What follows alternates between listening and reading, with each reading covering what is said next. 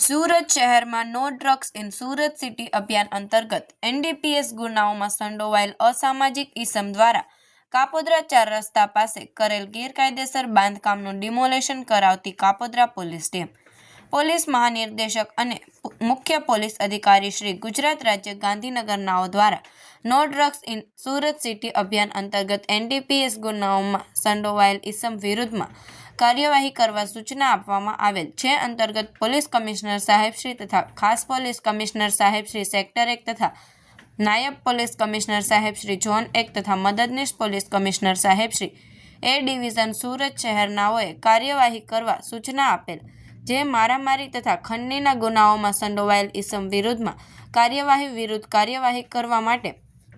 police inspector Shri MB Osura સાહેબ નાઓએ યોગ્ય સૂચના અને માર્ગદર્શન આપેલ અને surveillance staff police sub inspector MB Vaghela સાહેબ નાઓએ એક ટીમની રચના કરી પોલીસ સ્ટેશન વિસ્તારમાં no drugs in Surat city અભિયાન અંતર્ગત એનડીપીએસ તથા શરીર સંબંધી, મિલકત સંબંધી વગેરે એમઓ હેડના અગાઉ પકડાયેલ આરોપીઓ તથા અસામાજિકની શ્રેણીમાં આવતા ઈસમો ગુંડા તત્વોની માહિતીઓ એકત્રિત કરી તેઓના રહેણાંક, મકાન, વીજ કનેક્શન, બેંક ડિટેલ્સ, જામીન ભંગની અલગ માહિતી એકત્રિત કરી જેમાં ગેરકાયદેસર હોવા અંગેની માહિતી મેળવવામાં આવતા જે અસામાજિક તત્વોના લિસ્ટમાં સામેલ એવા અત્રેના પોલીસ સ્ટેશનના વિસ્તારના બહારના માણસો બોલાવી તેમને સરકારી જગ્યામાં ગેરકાયદેસર બાંધકામ બાંધી ગાંજો વેચતા હોય તેવા અસામાજિક ઈસમ હિંમત શામજીભાઈ હડિયાને